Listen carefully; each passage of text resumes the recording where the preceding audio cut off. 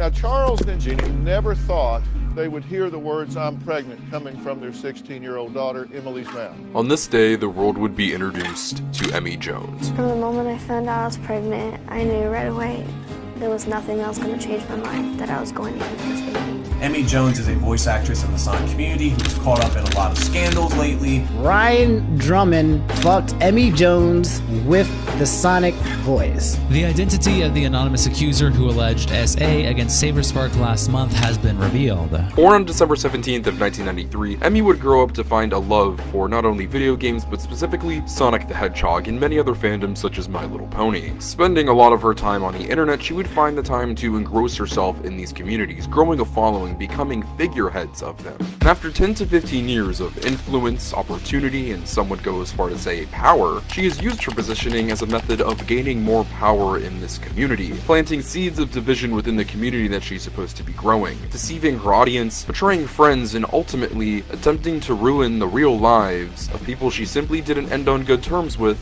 as a method of revenge. I'm sure as many of you have noticed over the past few months, the mask that Emmy Jones has been wearing for this time has almost completely evaporated. But for years, that mask has slowly been cracking, many people trying to get through that the person that Emmy makes herself out to be has never been who she is. Over the 30 years of the Sonic franchise's existence, we've seen many notable figures, but I believe, and I say with good authority, that Emmy Jones might be the first villain that it has seen. An evil queen, if you will, that has risen up the ranks, using the persona of a sweet, innocent girl to connect herself with the inner circle of the people who are behind her favorite franchise, befriending fellow large community figures and then beheading them at the slightest showing of loyalty, and using her audience by spreading lies, all for the purpose of money and gain. This is the fall of Emmy Jones, the Sonic community's evil queen.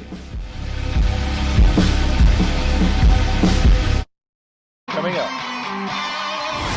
Let's do it. Dr. Phil is a unique place for a Sonic influencer to first make their appearance. Naturally, it's usually through YouTube videos. But at the age of 16, Emmy Jones would become pregnant with her child, a decision that her family was not happy about. They would then write into Dr. Phil, a very famous show where he gives advice to young children and families who are going through their own family problems. They went this route instead of seeking out a private professional. I think it should be stated first up that Dr. Phil is a terrible, awful show. While there are some true characters that have graced this screen, and that too deserve to be called out for being awful children, Emmy, along with a lot of other kids on this show, are just confused and lost teenagers who are being humiliated in front of millions of people on national television. And Emmy was one of these kids who decided herself that she did not want to abort or give her kid up for adoption. At the age of 17, she would eventually give birth to her daughter Lucy, and I just want to state this here, we will not be discussing her child for the duration of this video. Not only does she play little to no role in the story that we're going to be telling, but also in any of the drama or controversy, but let alone that, she is a child and does not deserve to be drug into this. But after these events, she would go on to live a relatively normal life, graduating high school, which she previously thought she wasn't going to be able to do as a teen mother, as well as working jobs. Things were pretty normal at that time. But this is around the early 2010s, where the internet is really properly getting started, more specifically, the social media age. YouTube is already at this point an established veteran website on the internet. Other social media sites like Facebook, Twitter, Instagram, it's becoming incredibly easy to share yourself and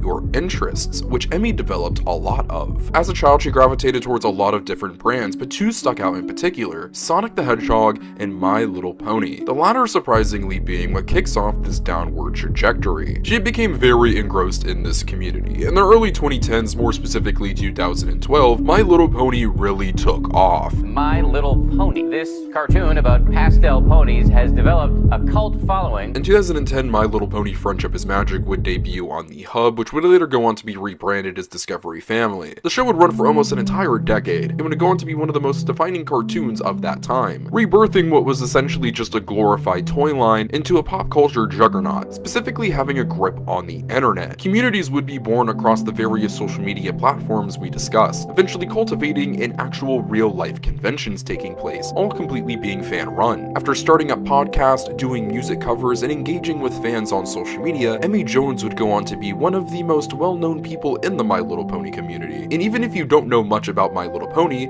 I assure you've almost certainly heard the term brony. This is a term largely used to define male fans of the My Little Pony franchise, which was an extremely fast and large growing demographic thanks to the recently released television show. And another large prominent creator would rise amongst the My Little Pony community around the same time as Emmy, that being none other than YouTuber SaberSpark. Around this time, SaberSpark had a decent following, around 20 to 25,000 subscribers, which around this time was a solid number to have on YouTube. But today, in 2025, SaberSpark is one of, if not the biggest animation-centric YouTuber on the entire YouTube platform, sitting at over 2 million subscribers, pulling in absolutely monster views. But back in the 2010s, things were a little more modest, and the two would eventually meet and become friends in the summer of 2012. The two would speak on Skype quite frequently, mainly about the show, keeping things relatively friendly, but eventually things got personal. The two were discussing their normal lives, and the fact of Emily being a mother was brought up, and how she was no longer with the father of her child. The father of this baby, who by the way is broken up with you, right? He's gonzo. He's just moved on, but you think he still loves you.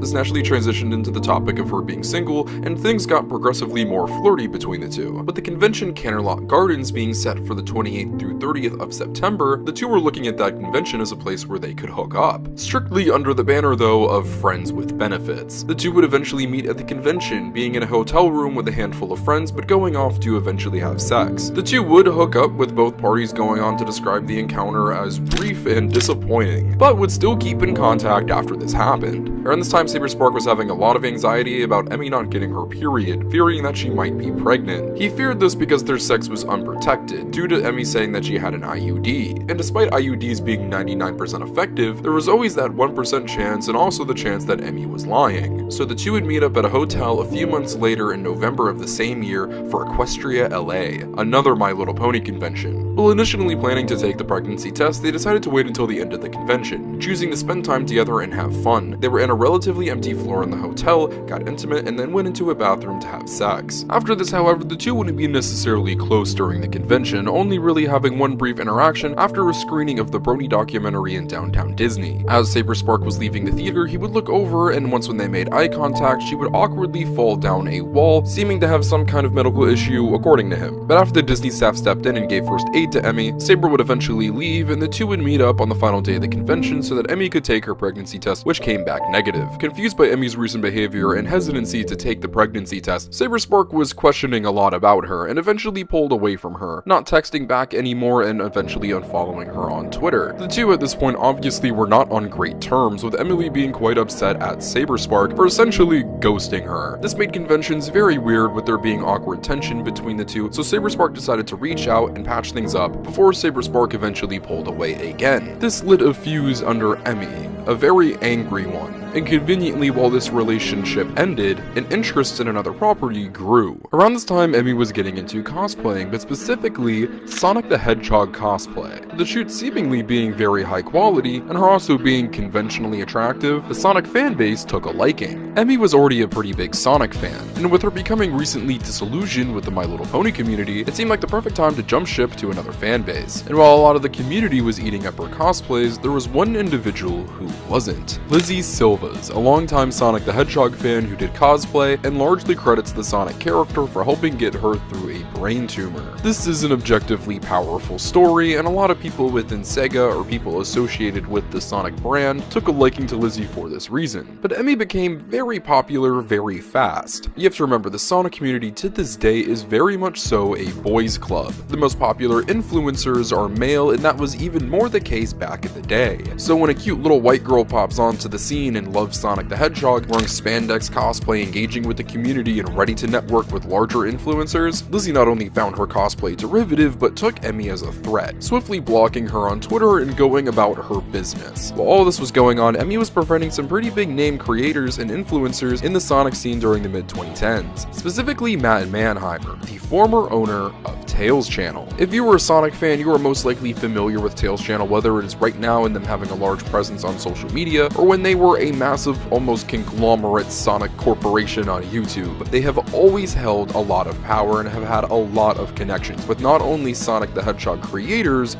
but Sonic the Hedgehog itself. After creating ties with many people associated with Sega, Matt would go on to become the social media intern for Sonic the Hedgehog under Aaron Weber, the former social media manager for the Sonic the Hedgehog franchise after the company went through a restructuring. Aaron was much more than just the social media manager for Sonic, however, almost completely redefining the character's identity in modern pop culture zeitgeist around the mid to late 2010s as a self-aware, meta-contextual character, which had a lot of fans laughing and a lot of people looking disgusted at what they were trying to turn the Sonic franchise into. He was a part of the pitch team that presented Takashi Iizuka's Sonic Mania, the best received Sonic game at the time since Sonic Adventure 2, and also held a meeting with Jeff Fowler and Tim Miller, which a lot of fans speculate was the moment that they decided to change the movie Sonic design, which went on to reshape the franchise forever. This is an important man, and he will be playing a role very soon. Life was pretty good for Emmy.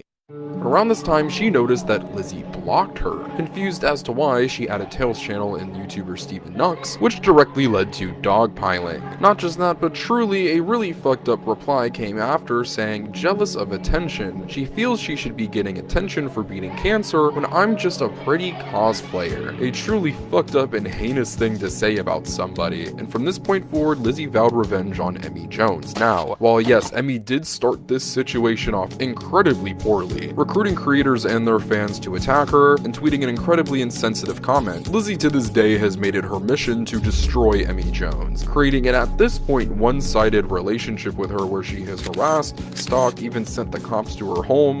I've called the police station before and they gave me the number, and it's happening by this person. Her name's Elizabeth, and she's been like stalking me. Now it should be noted that Lizzie is not mentally well, and I think that comes off quite apparent, but at the same time that does not excuse the actions of Lizzie. Well, yes, she was wronged and horrible things were done and said to her, it does not excuse a lot of her actions after that point. A lot of other videos on Emmy Jones on YouTube cover a lot of Lizzie's stuff and go far more in depth in the drama between these two than we will be today, but they were almost made in cooperation with Lizzie, who isn't the most reputable source. She would even reach out to me to help me with this video, but naturally I wouldn't respond, as this is meant to be an objective, unbiased look into Emmy Jones's fall. So this is the only time we will be talking about Lizzie and her relationship with Emmy in this video. But Emmy was doing great, her songs were blowing up, she was truly becoming one of the biggest figures in the community. She got a spot on the Sonic Central YouTube channel, a middling Sonic the Hedgehog collective of the era, but did consist of some pretty big name content creators around that time. Something else that happened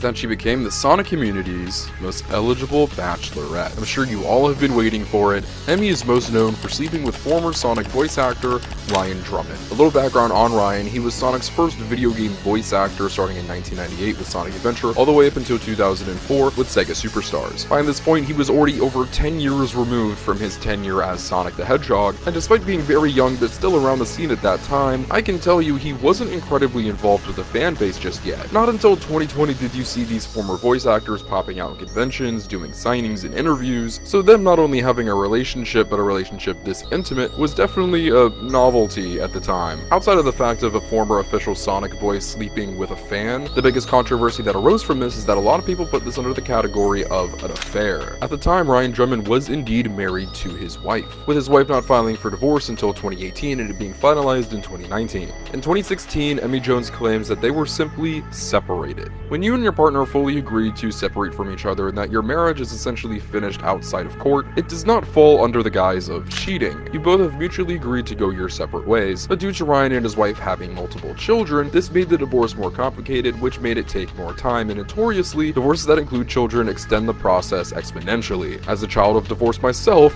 I can attest to this. But according to multiple sources who were close to Emmy and Ryan at the time, not only did the relationship feel very affair-like, but it was also not what it was made out to be. In an interview with Mr. Enter in 2025, Emmy states that her and Ryan simply dated for around half of a year in 2016, and separated due to location purposes, specifying that he was in the Bay Area and she was in Los Angeles. Remember these dates. If you type in Emmy Jones GoFundMe into Google, and trust me, we will be talking about all of these and many more money-making ventures very soon, she has a GoFundMe set up for her to move. But when was this fundraiser created? Well, it was created in September of 2018, a whole 2 years after Emmy initially stated that her and Ryan got together, and these locations aren't adding up because Emmy lived in Ohio. Something you will discover about Emmy throughout the rest of this video is that she not only lies a lot, but about the smallest thing that I don't even feel like you would need to lie about. And I'm led to believe that she is lying to save face and protect her ego because her and Ryan were never really an official couple, more of a situationship, if you will. He did not give Emmy any straight commitment and would just simply fly her out to random cities in California where he was performing at the time. They would hang out in hotels, have sex, and that would really be it. This all tracks because on Emmy's burner account where she detailed her time with Ryan, she would talk about going to see his show. Emmy by no means was living in California in 2016 when the relationship was occurring, which was only described as occurring for around a few months, before Ryan initiated ending things and they both mutually agreed to go their separate ways. So her saying distance was the issue is not just half, but maybe even just a third true. Distance was a problem, but also she was living in Ohio, and also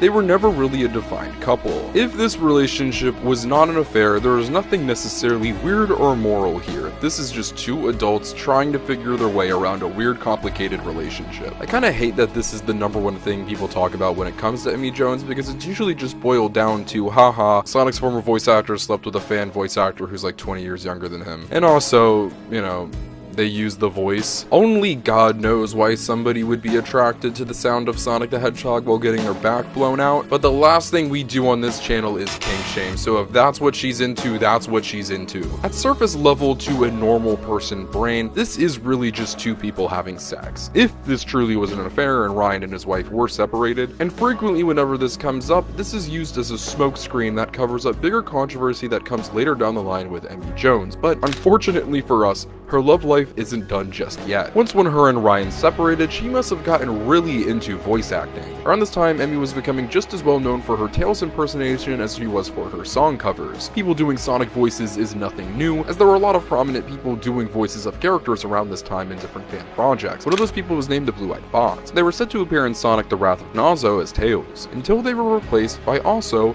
Emmy Jones. This is because at the time, Spirit of the Blue, the voice actor for Sonic in Sonic Wrath of Nazo, and Emmy were having a situationship of sorts. Their relationship was incredibly behind the scenes and not incredibly well defined, but it is largely believed that Emmy was using her position with Spirit of the Blue to replace the Blue-Eyed Fox as Tails in Wrath of Nazo and taking a job away from a veteran Tails fan voice actress. Her intimate relationship with Spirit of the Blue isn't necessarily the story here. It's her using this relationship as a way for her to get a leg up in the community and purposefully taking food off the plates of other people. But to be fair to Emmy, she was a very good Tails voice impersonator, and this helped her with a lot of connections with a lot of popular Sonic VAs, including Ryan Drummond, Pete Capella. You might know him from voicing Silver in Sonic 06, where you can see her hanging out with him while he's playing his guitar. She would become involved romantically with other community figures, whether it be proper relationships, hookups, dating, situationships, or simply leading them on, sometimes for the purpose of simply liking somebody and wanting to see where it goes, or for other ulterior motives. We're not going to speculate on any of these people unless it's public knowledge or I have gotten confirmation from sources. We're not going to speculate if Emmy Jones got with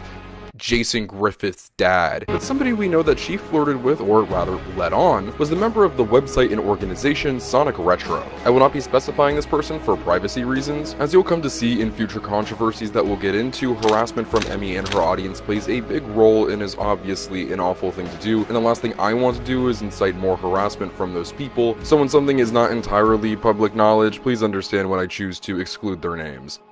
This is a part of the story where I'm gonna need you guys to hold on to your seatbelts and maybe grab a snack. Sonic Retro is a very mysterious but also very powerful organization in the Sonic community. Despite being a fan site, they hold a lot of power within the fan base based off of how long they've been around. People a part of Sonic Retro have been a part of the fan base since the 90s era. They are Sonic fan veterans and are very possessive over the community and franchise. This has led to great opportunity for members of Sonic Retro, including Sergio Monaligre, Desiree, who would go on to become the social media coordinator for Sonic the Hedgehog, once again under Aaron Webber. Now, why am I talking about this random Sonic fan site outside of the fact that Emmy associated with one of their members? One day, Emmy was given the script for an upcoming Sonic game by the name of Sonic Forces by none other than this unnamed Sonic Retro member. How he retrieved this or got his hands on it, we're not entirely sure. There's been speculation that his Sonic Retro associate who worked at Sega at the time got him this, but once again, we're not here to speculate. What we do know is that Emmy would go on to Discord later that night and would go on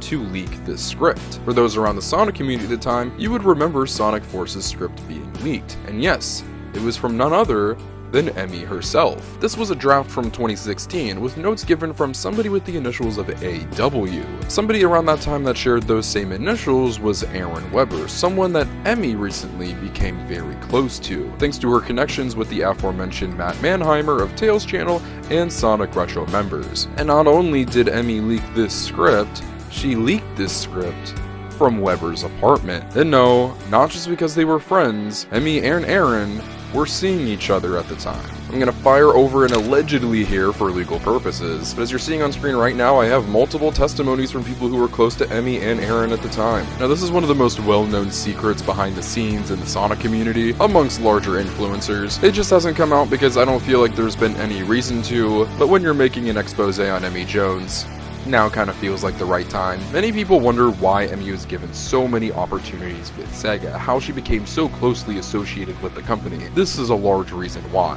Her having a sexual relationship with essentially the head honcho of the Sonic brand in America around this time allowed her to get her quote-unquote foot in the door and make a lot of connections with people at Sega. She did an entire promo video for Monopoly Gamer's Sonic Edition, something really no Sonic creators were doing around that time. Being given opportunity by Sega, it was really rare, excluding being given positions at the company. At this point, Emmy wasn't just a rising star in the Sonic influencer scene, she was one of the biggest faces. A lot of that power was acquired through interesting means, but in this point in history in the late 2010s entering the early 2020s, Emmy was now one of the most powerful figures in the entire community. And how would she use her power? Well, unfortunately, it's all downhill from here. Throughout Emmy's time in the community, she's had many issues, whether that be her health, her needing to move, her mom needing a dog, but how do we usually know about that? Her seeking financial help through her audience. Now, don't get me wrong, when you have nowhere to turn to and you have a platform, you might as well use it to get help. But there's a difference between using your platform and abusing the people who have given it to you. To an unhealthy and unusual degree, Emmy asks for a lot of money from her audience quite frequently. From 3 GoFundMes initially asking for a medical dog for her mom, with a goal of $8,000 in donations, firstly wishing nothing but the best for her mom, but she was able to get a service dog regardless. To the aforementioned GoFundMe asking for $5,000 to help her move to Los Angeles, and most recently a GoFundMe to help her fight her MCAS and eating disorder, with a goal of $17,000. Throughout the years of her doing this, people have been more than willing to help, but there are a lot of people who have noticed that she is doing things that somebody who is struggling with finances doesn't typically do, such as frequently going to Disneyland, 2 trips to Japan, going to a bunch of different events and trips. All of these are luxuries. It almost feels like Emmy and her partner are able to meet their financial means, but without the support of her fan base, they might not be able to live as comfortably as they like, which by no means is the job of the innocent people around the country who simply enjoy your content to fund. It doesn't stop though at her GoFundMes and the misuse of her fans' generosity, allegedly asking for $5,000 for an album release party on Ko-Fi, or plugging an Amazon wishlist for people to simply buy her things. Now yes, this was during COVID time, so a lot of you might be saying, oh, she might have been asking for essentials. Well, you would be correct, because she got Sonic Legos and toys, only the essentials, frequently plugging her Ko-Fi, asking for just random donations on a whim, such as funding migraine glasses. There's a term for this: e-begging. Emmy is an e-beggar. A lot of people, including big figures in this community, have problems, go through things, have health issues, including myself. But in my time in this fan base, I have not seen somebody ask their community so much for financial backing for the smallest, most minute things. Maybe it's the way I was raised, but I was never taught to ask for handouts. And I was especially not taught to take that money that generous people gave me to turn around and use it on luxury. Now, it doesn't stop stop there, unfortunately. It actually gets worse. Emmy Jones has a Patreon, of course, why wouldn't she? Where she is currently making over $400 a month. It was higher, of course, at one point, that she hasn't updated since August 3rd of 2024. The purpose of Patreon is to supply your fans with content, whether it be exclusive content, early access to content that will eventually become public, behind the scenes updates, what have you. But to sit there and collect hundreds of dollars from your fans and supplying them with nothing is insane. But maybe Emmy doesn't view it that way, because they are still gaining access to something. Her Discord. Emmy Jones has a Discord server where she is active in, but this isn't your typical server where fans of someone's content can come together to meet new people, bond, communicate, share interests. No, this is very close to, and I'm really trying not to be hyperbolic, a cult, where Emmy Jones is the queen and her little Patreon minions will do what she wants, whether that be supplying her with a free Nintendo Switch 2, because. Or how about when she gave out Valentine's Day cards that were $15 each? Naturally, she started doing this little money-making scheme around February, consistently fear-baiting her fans into her taking a loss on these cards if they don't sell enough, so people bought multiple, just for months and months and months to go by until late July of that year, where she makes an announcement tossing all the blame onto her partner that he forgot to ship them. And I guess he must have forgot again, because people didn't start receiving their cards until the following year of 2025. A whole year for people to receive Valentine's Day cards. Even friends of hers, get this, or supporting her financially, giving her close to $1,000, helping her pay for trips, meals, all of this. $10 to $25 tarot readings? Here she is fear-baiting a fan that anonymously came forward to me about how she needs money because her power is about to be shut off. He sent her money numerous times through PayPal, and when her attempt at a $450 cash out didn't work, she simply tried to just get off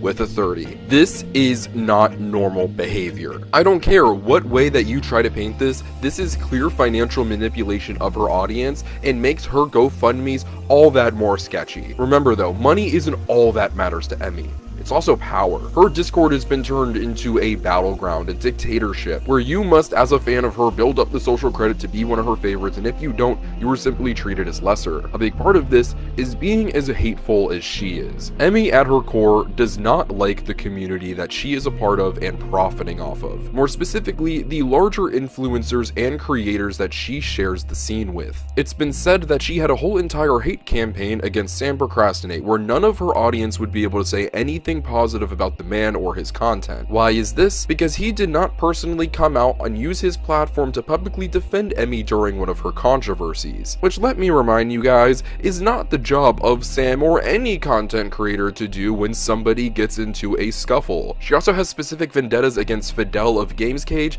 and Tails channel, and for those who are not aware, hasn't been run by Matt Manheimer in around 10 years at this point. And I swear that this is not the purpose of me making this video, but shocker, she really doesn't like me, having her crew go to the staff of Sonic Revolution to have me removed from the event in 2023. And once when that happened and caused issues, she of course shifted all of the blame onto her friends. Sound familiar? Keep in mind, up to this point, we never interacted.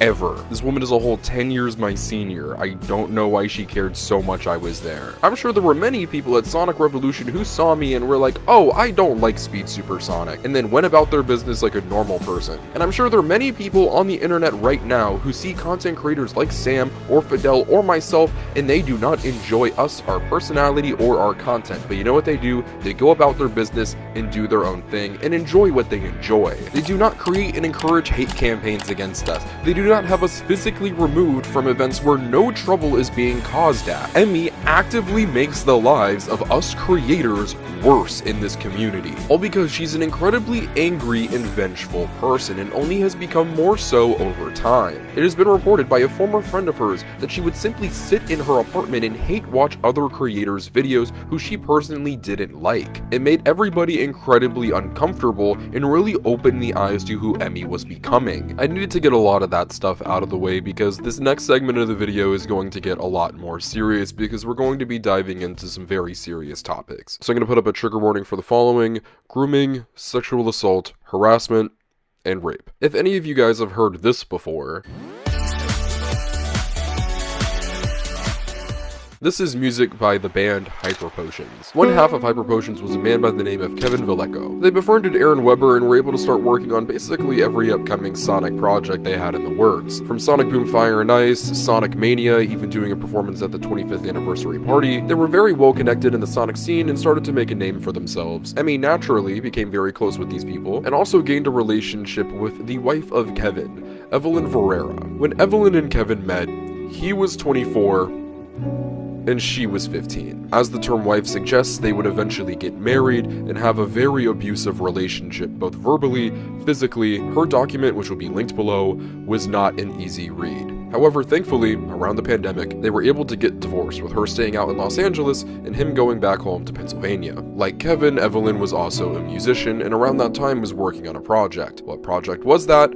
Sonic and Tails R. Sonic and Tails R is a radio drama created by Emmy Jones that is mainly known for starring some very big names in the Sonic voice acting scene, such as Ryan Drummond as Sonic, Jason Griffith as Shadow, Mike Pollock as Dr. Robotnik, which there was drama about a pay discrepancy, but that quickly got resolved, so we'll be breezing over that. The first episode was even featured on the Sonic the Hedgehog official YouTube channel's fan spotlight page. Emmy was at least somewhat aware of the issues that Evelyn and Kevin were having, even being the person to tell Evelyn to speak out. But when Evelyn would eventually resign from working on Sonic and Tails R, she would go on to be replaced by Kevin. Her groomer, her abuser, the worst thing that really ever happened to her, all hidden under his Push Pause moniker. When Evelyn eventually spoke out, Emmy would too, claiming she didn't know the extensive history behind their relationship. And I'm sorry, I find that very hard to believe. You're telling me that this couple, who you were closely associated with, the topic of their ages and age gap never came up. An age gap, which let me remind you, is 10 years difference. And regardless of when Emmy and Evelyn met, she would have been significantly younger than Kevin, not just in number, but by appearance. I would think it's weird if my fellow 22-year-old friend decided to date an 18-year-old girl fresh out of high school, let alone someone significantly older than that, dating somebody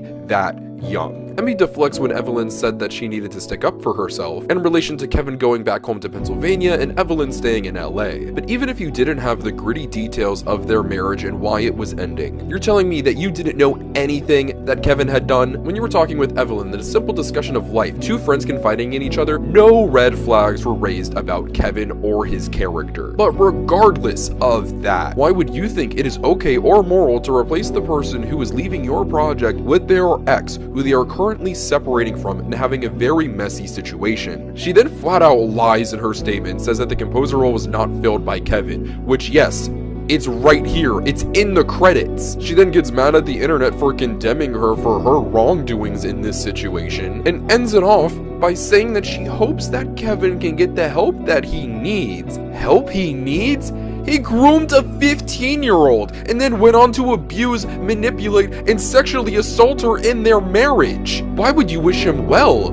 Wish him to hell! And what makes this even more sad is that this is not the only example of Emmy being negligent in protecting the abusers and predators that are in her life that she gives jobs and associates with. Sonic and Tails R is often hailed as Emmy Jones's project, but if you look at the credits, she is the executive producer, the voice of Tails, and the co-voice director. Now, why is she the co-voice director? Because there's someone else that's involved with the project far more than she is. His name is Dorian Nelson. He is the producer of Sonic and Tails R, the co-voice director, the staff writer, the staff sound designer, and he did the end credits animation. These two are obviously very close. In 2017, there was a convention named Sonic and Sega Fan Jam, which has since been rebranded to Sonic Expo Atlanta. Emmy and Dorian attended this event along with a bunch of friends, including somebody by the name of Cess. Emmy and Cess became friends when Cess was a teenager in high school. They went on vacations, Emmy would commission Cess to do art for her, and this would all essentially culminate in them attending the convention together. Unfortunately, right before the convention, her and her boyfriend broke up, and a lot of their time before the convention actually started was Emmy and Dorian comforting Cess. Cess would end up staying in a hotel room with Emmy and her friends, which was a different hotel from what the staff was staying in. Emmy would frequently go off and do her own thing, which was fine with Cess, so she was spending a lot of time with Dorian, and almost looking up to him like a big brother. They would help set up the convention and then eventually go to a Denny's for food, but wouldn't leave until around 4 to 5 in the morning. It was a little too late to go to her hotel with Emmy, so she had to stay at the staff hotel where pretty much everyone was sharing a bed, where she would end up sharing a bed with Dorian. What would happen next though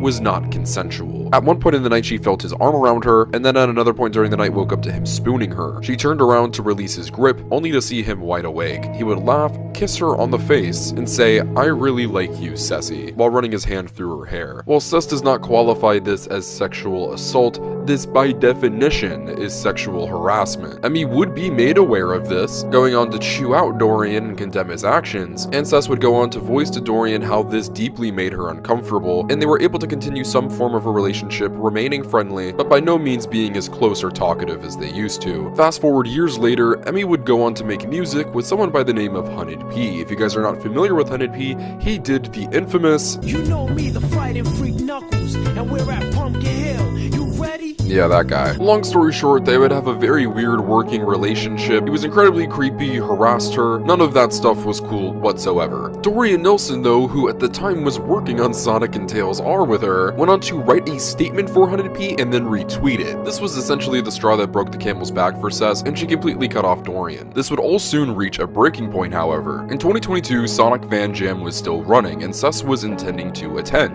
But shortly after she finalized her attendance, Emmy would announce that there would be a Sonic and Tails R panel, which Dorian Nelson would be attending. With her past experience with him and this obviously being a triggering person in general for her, this made her uncomfortable naturally and was brought to the attention of Sonic and Sega Fan Jam, who was already privy to the history between Cess and Dorian. They would eventually work something out, but the head of Sonic and Sega Fan Jam wanted to speak to Emmy and Dorian and instructed Cess not to speak to them until they did. Time would go by with no response from Emmy, so Cess reached out to her, where she was infuriated with Cess, saying that Cess was causing problems with her health and trying to ruin her panel with Dorian, as well as putting the Sonic and Sega Fan Jam staff in a horrible position, with the head of the convention saying that Cess was blackmailing them with the threat of releasing a statement on social media if they didn't ban Dorian. This is obviously not true. She was simply looking out for her own comfortability being around somebody who is traumatizing for her, but Emmy was not having any of it. She insisted that Cess get in a call with her and Dorian, but obviously this did not make Cess comfortable. I don't know, maybe have some empathy and understanding that your friend who was violated in her sleep maybe doesn't want to get on a phone call with someone who clearly traumatized her. After a few days, Emmy would go on to cancel her Sonic and Tails R panel after Dorian voluntarily stepped down. Cess was trying to make good with Emmy, apologizing as her intention was to never get her Sonic and Tails R panel ruined, but Emmy stayed quiet, didn't say anything to Cess. After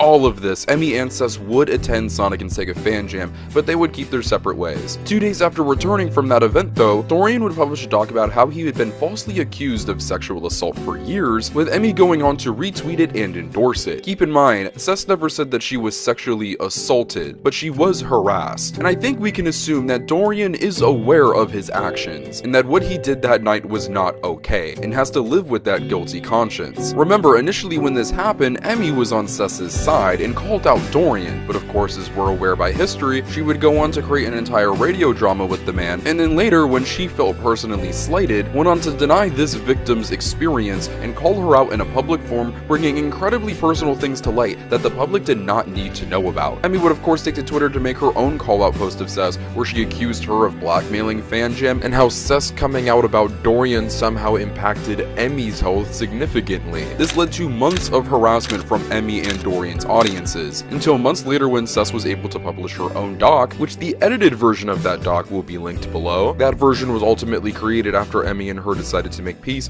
due to the harassment both parties were receiving, but if you're curious about the contents of the original doc, I'm sure there are links floating around out there somewhere, and it's also been reported on numerous times in different YouTube videos and forums. This should have been a moment in time where Emmy was able to be examined by the community at a deeper level, seen for the true person that she was. A hateful woman who lived an angry life, who disregarded the people in her life that cared about her, because what did it threaten? Her power, her money, the only things that really mattered to her. But it was swiftly brushed under the rug because only a few days after Cess's doc, the news about her and Ryan Drummond finally became public. A story that, let me remind you, if there was no affair, there's no wrongdoing here. It is simply two people having sex, no matter how weird a Sonic voice being used during it might be. Does that maybe raise a few red flags about her potentially being interested in the relationship between a canonically 15-year-old blue hedgehog and an 8-year-old yellow fox? Yeah, maybe, and that would be incredibly fucking weird. weird, but we honestly have more important things to talk about. The thing between Emmy and Ryan is, as of today, there was no wrongdoing by Emmy. But I think Emmy is smart enough to know that there are many instances in her history in this community where she has done plenty of wrongdoing, and she's been able to cover up these scandals with another scandal that is bright and colorful and exciting to the general audience, but is essentially just nothing but fluff at its core. Now, why am I bringing these two specific stories up at the tail end of this video? These are two women in this story that were traumatized by either sexual assault, sexual harassment, something that every woman that deals with these things, if they wish, should be able to publicize and talk about. Also, if they want to keep it private, they should be allowed to keep it private. It is their story, it is their experience, and it should not be denied. Both of these instances are objective things that happened. The people involved who did these wrongdoings have admitted that they've happened. To turn around in one instance and exonerate yourself of any wrongdoing or negligence in relation to a young woman who was taken advantage of by a much older man, and that is putting it very nicely, and then continue to go on to deny your personal friend's sexual harassment experience which you had knowledge to. These two stories are some of the most disgusting things that have been public knowledge in the Sonic community, and it has been completely brushed under the rug. Now, I want to state this: Emmy is not the predator or abuser in this situation. The brunt of the backlash in these two situations should go on to Kevin and Dorian. But like I stated in a lot of the portions of this video, this is an Emmy Jones expose, and she did support, defend, platform, and protect dangerous people associated with her projects, and the Sonic community at large, a space with plenty of children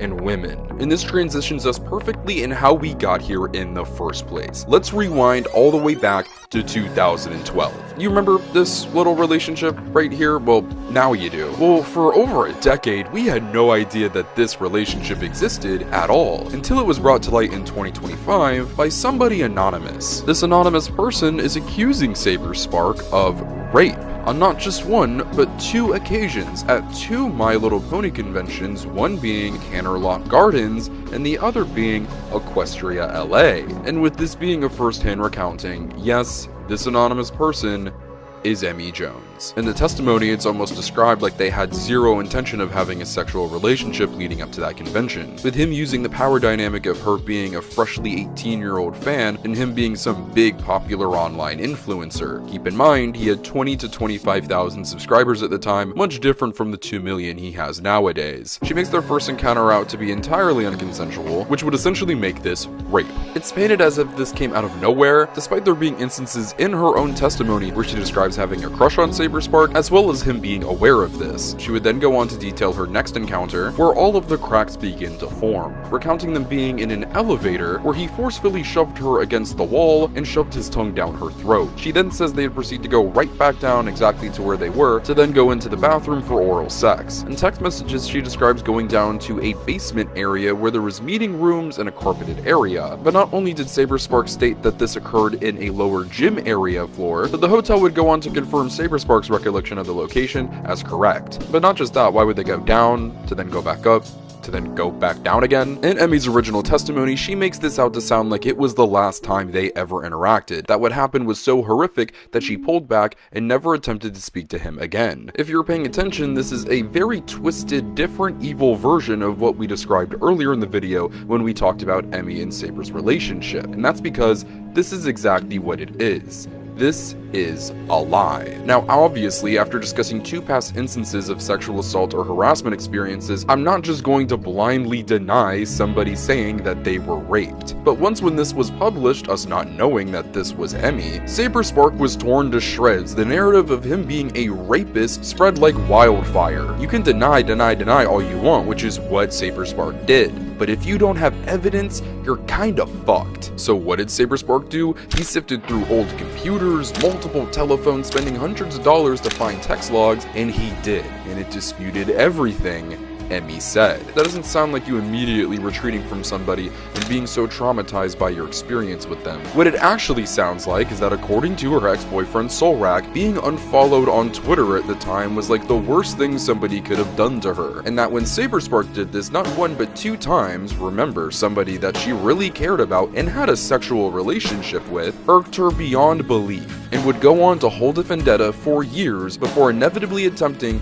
to destroy his life with false rape claims at a petty attempt for revenge. I'm confused, I'm sure you're confused, so many of us are just asking why, but I have a different question. Here's the thing, the really sad thing. Emmy Jones, not only in this testimony, but on multiple occasions, has stated that she has been the victim of sexual assault in the past. I am a person with a believe all victims mentality. I hurt for her, I feel for her, I not only empathize with her, but I sympathize with her. I obviously cannot do that with the Saberspark story because there's objective proof she lied. And even if she might still have a very frequent track record of lying, I am still not going to deny the other experiences that she references, and I hope you guys don't do the same. The reason she claims she wanted to do this was to prove to herself that she would be able to speak up. She claims she spoke up anonymously to avoid harassment, but I think we have a lot of room to believe she did this because she's Emmy Jones, and if she were to come out with this claim, which is false, it would have lost a lot of credibility and people wouldn't have taken it nearly as seriously. Also, another part of that reason in reality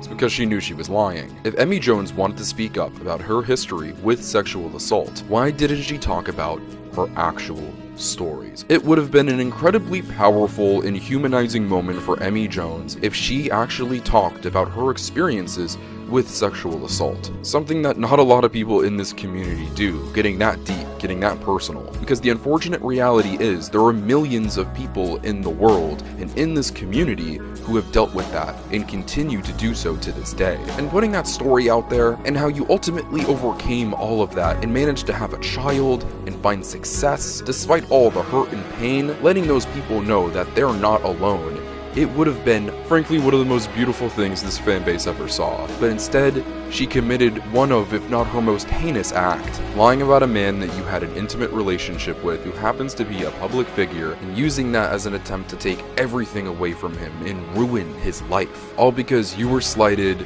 12 to 13 years ago. And if Emmy truly cared about sexual assault survivors so much, why is it that on 2 separate occasions, 2 friends, 2 people who were close to her, were treated by her the way they were? One that came to you privately about their experiences, and then you went on to replace them in your fan project with their abuser. And then another friend of yours who was taken advantage of in her sleep by someone that you would go on to create an entire radio drama with, and then go on to deny her experience after knowing damn well it was true, and then sending harassment her way for months, which almost resulted in her taking her life, all because her trauma was an inconvenience to you. I don't think Emmy cares. I don't think she cares about anyone but herself. The same woman that's claiming she wants to be an advocate for sexual assault survivors and standing up for yourself, denied other people's experiences, brushed it off to the side, and then went on to lie about her own. And as I'm sure you know, when you lie about sexual assault, it only makes it harder for people who are coming forward about their experiences to be believed. She would respond to this with blanket definitions and zero evidence of this ever happening. You can talk about your medical conditions, you can talk about your mental illness, but it's not an excuse to act like a bad person and to commit the evil acts that she has. And Emmy, after all of these years of this behavior, and being at the age of 31 going on 32, I don't think she can change. After all of this came to light and she naturally got ridiculed, she might have ran off of Twitter, but she's doing fine. She's going to Pokemon World Championships, smiling ear to ear, having a blast. But meanwhile, all the people that she's affected, they're still picking up the pieces of their life after she came in like a bull in a china shop. She doesn't care. This is who she is. This is Emmy Jones. We have now reached the conclusion of this video. After almost damn near an hour, after everything we've gone through, where do we go from here? I strongly believe Emmy Jones is a danger to our community. I do not believe she deserves a platform. From what initially went to a sweet and innocent love for a franchise turned into a desire to control the community that she was a part of, a years-long quest for power, and that was going to be achieved by any means necessary. And once when she got it, she manipulated her fan base financially, taking advantage of them at every turn, sending them to attack fellow community members, and not just that, friends of hers who were affected by other people close to her were victims of true evil, and she couldn't see past her own ignorance. Emmy first and foremost is a content creator, and her content has been lackluster and middling for years. Not just that, but it's been few and far between, with so many videos being promo pieces or videos that were uploaded out of necessity for sponsorship deals. If you're viewed as one of the top content creators in your community, part of your job is to supply your fans with content, giving back to the community that supports you so much. What exactly is Emmy providing us at this point? What purpose does Emmy at this point in 2025 exactly serve the Sonic community? Because for the past few years, it feels like it has been nothing but drama and nonsense. You know what persists? Her relationship with Sega. I am a Sonic channel first and foremost, and while yes, part of my job is supplying my audience with content for them to enjoy and inevitably having them walk away with a smile or something thought-provoking about the franchise, but also I love Sonic, so I want to promote the brand, I want to see it succeed, and to see the franchise represent itself to the best of its ability with respect and dignity, and Emmy Jones being associated anywhere near that is the opposite. I hope that I was able to communicate in this video that yes, Emmy has connections with Sega, and I understand that there are friendships that extend beyond just Sonic, but to continue associating Sonic with her is doing an active disservice to this brand. Just as recent as last year, she did collaborations with companies such as IHOP and Topgolf to promote their Sonic the Hedgehog collaborations. But was this combined 40,000 view total worth it? We're in the big 2025 now. There are so many Sonic the Hedgehog content creators and content creators in general who are doing so much good for the Sonic brand. And while me, along with them, are getting plenty of opportunity, let's continue having the people who are being an active positive force in this community be the people to represent it. And that's what this is all about. Community. Every once in a while, there will be people who come around for ulterior motives, but this community has proven to be a bright, beautiful playground where anybody can do anything they want, create any fan game, create some of the most beautiful art, create in-person community spaces where everybody can feel loved and accepted and maybe at home for the first time in forever. And that is what this is about. It's not about the money, it's not about the power, it's about me and you existing together in the same space and enjoying the things that we both love. So please, to everybody watching this video, and even Emmy, choose love.